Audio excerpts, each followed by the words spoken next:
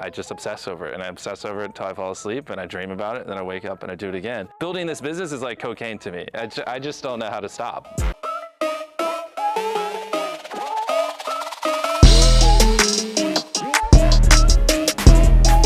I basically spent 5 years of my life when I was a teenager just obsessively studying YouTube, watching YouTube 10 hours a day, obsessing over it. Like if a video got 40 million views, figuring out why, doing that just literally tens of thousands or hundreds of thousands of times, to the point where, you know, I was basically just kind of a YouTube loser. And this was back when YouTube wasn't cool. No one in my entire school wanted to make content. I had no equipment. My brother had a really old hand-me-down laptop that I just would kind of steal at night. I didn't have a microphone, I didn't have anything, and I had no one to teach me. So it was a long, brutal process from like 11 to basically when I was 19 years old. Things started to take off a little bit, but every comment was like, get better quality, get better audio. You know, I had to just slowly just build up money to buy the equipment. I had to slowly train myself how to edit, to do the camera, be entertaining, make videos people like. I basically got 100,000 subscribers filming on like a hand-me-down iPhone.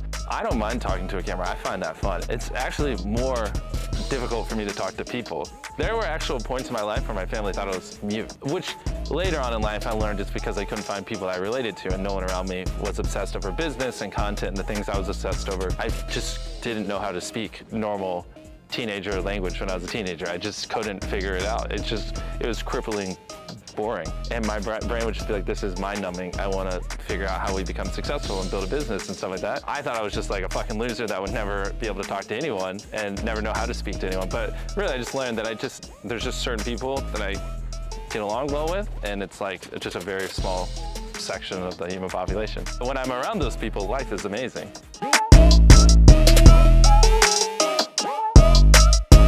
The beauty of YouTube, which I think does it better than anyone else, is the algorithm is so refined where your YouTube account is just what YouTube thinks you'll watch, which is very accurate. You don't even really study the algorithm anymore. You just kind of study what do people want to watch. If you want to get 100 million views on video, you don't go, how can I trick YouTube to serving this to 100 million people? It's just not going to happen. You just think, how do I make something that 100 million people will want to watch? And then YouTube will give it to them with the data tells them that 100 million people want to watch it. If I see an idea, I can just tell, like, yes, 100 million people would want to watch that. Or no, like that's more like something that's a little more niche, but it would kill that niche, but that's probably like 10 million views or 20, you know what I mean?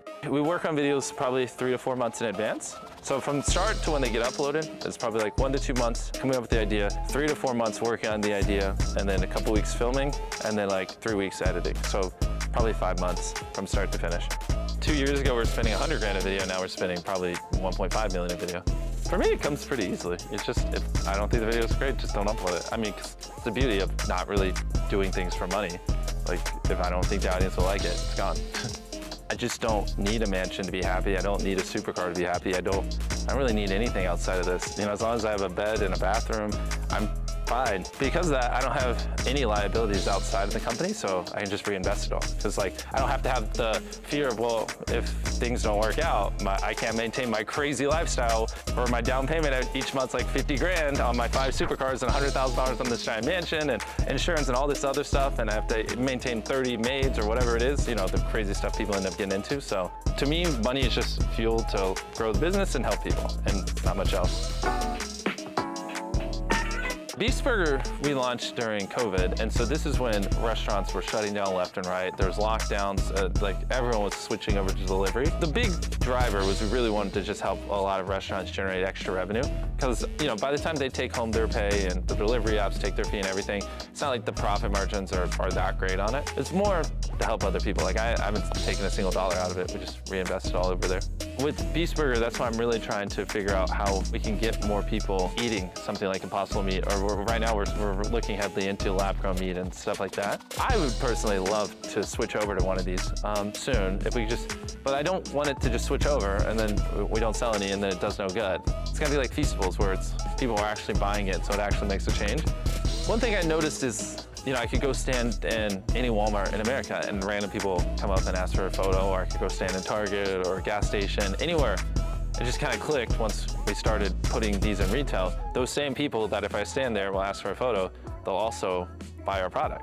I wanted to just make a better for you snack brand because I think a lot of the stuff out there is just terrible for you. Like for cereal, one of the products I want to do next, right? Like you have the Lucky Charms that are like $2.50 a box, and I mean, God knows how many ingredients are in a box of Lucky Charms. But then you have stuff like Magic Spoon, which is, you know, infinitely better for you and good. Like it's not going to kill you to eat, but it's also like really, really expensive, you know? And so like this is like a perfect example where I want to live in the middle and help bring that high quality, low ingredients, good for you down to more like a $4 or $5 price range and put my brand behind it so people eat it. And if they do that, then I can sleep well at night because it's a net positive. A lot of people still see YouTubers as kind of like a subclass of influencers, or they still just don't truly understand the influence a lot of creators have. In the last 90 days, we've had 300 million unique people watch our videos. That's a lot, and on average for like 40 minutes each. And that's just on YouTube. I mean, if you factor in TikTok and everything else, it's probably closer to 400, 450 million unique people. Our revenue has gone up every single year the last 10 years. My investment is the content here, and any money I take out is usually just to free up time so I can make more content. Not at the point yet, but I kind of literally want to just sell everything I own, minus like a bed, and like just put everything on the bed that I own and just live off of that.